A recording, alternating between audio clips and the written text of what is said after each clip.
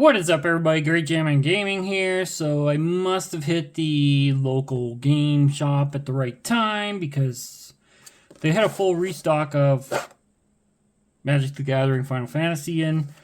The Limit Break deck is the deck that everyone is wanting, is hard to come by, is the most marked up, blah, blah, blah.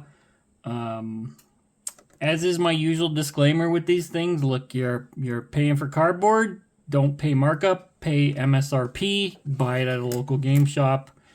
If you buy it online, you're just encouraging resellers, and that's what's driving up your prices. So support your local game store if it's within your price point. Limit Break is a equipment slash draw card deck with Cloud EX Soldier. So just a couple things to show about this deck. And as always, the packaging, actually we'll go into that. As always, the packaging on these and the contents, I mean, beyond the actual deck, they're okay. I definitely would say the Commander decks of old offered a lot more because they offered a actual full-size, extra large-size Commander card, whereas this thing gives you an embedded, I guess you could cut this out with scissors or something if you wanted. It just gives you like an embedded Commander picture, so it doesn't even give you the full-size card.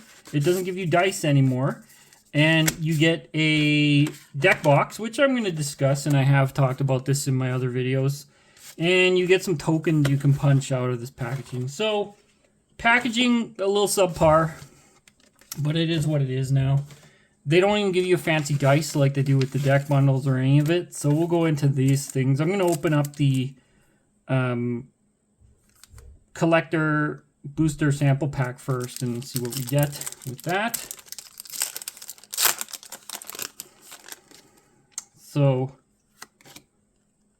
summoning materia, artifact equipment, look at top card of your library anytime. As long as equipment is attached to a creature, you may cast spells from your... Okay, so that's a decent equipment, and then you get a foiled Lulu, Stern Guardian, Human Wizard. So sort of okay that way. I don't know what the values on those. Let's talk about the deck box. So yeah, okay, you get a unique art deck box made out of cardboard. The problem with these, that I've reviewed them in my previous videos, but I'll do it again in case this is the one you're watching.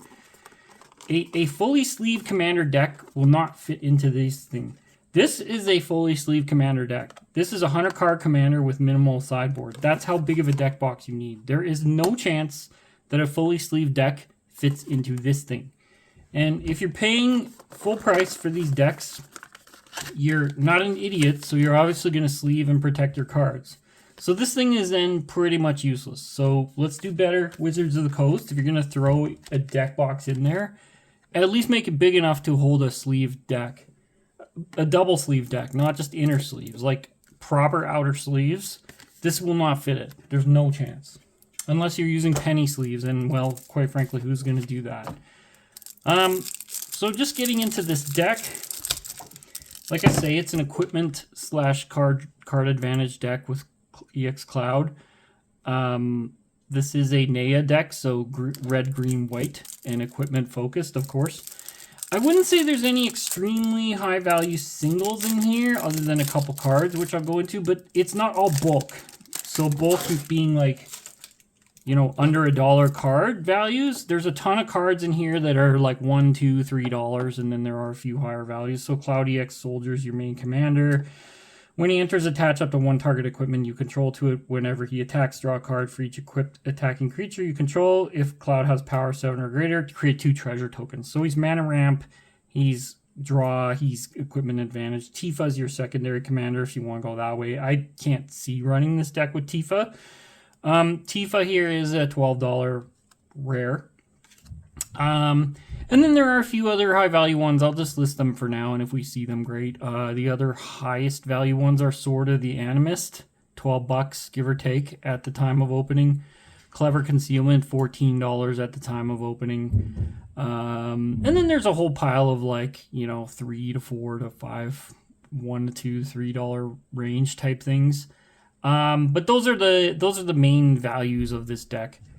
And the synergy that it's not all bulk. So I don't really like commander decks that are entirely bulk, where you could buy 90% of the deck for under $20, and then the rest of the deck is all eggs in one basket type deal.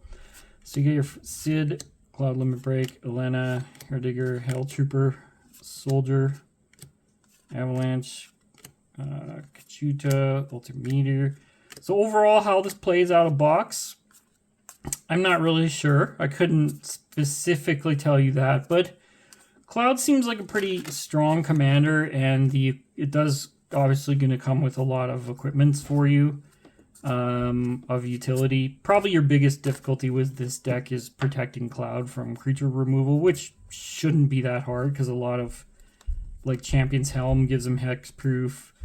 I'm pretty sure Darksteel Plate gives him indestructible.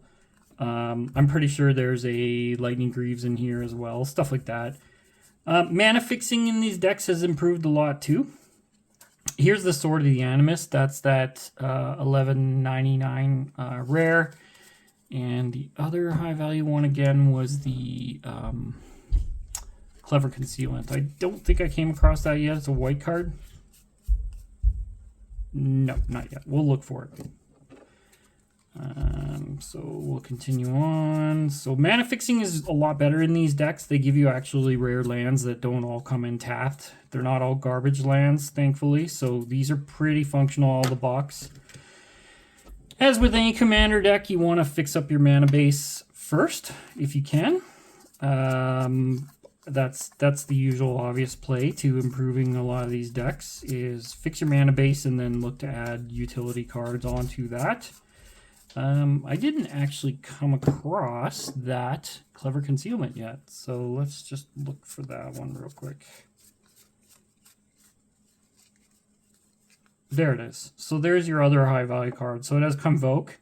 Your creatures can help you cast this spell. For each creature you tap while casting, you get one colorless, and any number of target non-land permanents you control phase out. So treat them as anything attached to them as though they didn't exist till your next turn. So very cool card, and it's an instant. So that's probably going to be a game finisher for you. You cast that, cast your big game ender, and that's probably why it is at the value it's at. So overall, what do I think of these deck contents? Good. Price probably inflated because this is the highest value of the Final Fantasy Commander decks. Probably because Cloud and other cards put this in high demand. Deck contents from the box need improvement, but again, Wizards been packaging things this way for quite some time, so I don't expect much change there. But like what I would like to see in Commander decks, a proper deck box, D20, a oversized Commander card for both primary and secondary commanders. I think that would make it more of a fair deal, but Wizards is kind of just, nope, you get the core deck and some crappy extras thrown in, so it is what it is. But overall, I'm happy I managed to pick this one up at a MSRP at a local game shop. I'm glad I didn't pay surge pricing on online reselling sites or things like Amazon. So keep a lookout at your local game shops. They're still getting in stock because this is a popular set, and I do think 3 of the 4 commander decks are definitely worth picking up. So Limit Break, Counter Blitz, and the other one, the name is eluding me right now. Not the Graveyard Interaction one. There's one of the decks, as always with these commander things, that's kind of subpar, so I don't recommend that one. But yeah, most of these are worth picking up if you have the means. Anyways, thank you for watching. Please like and subscribe, and we'll catch you next time.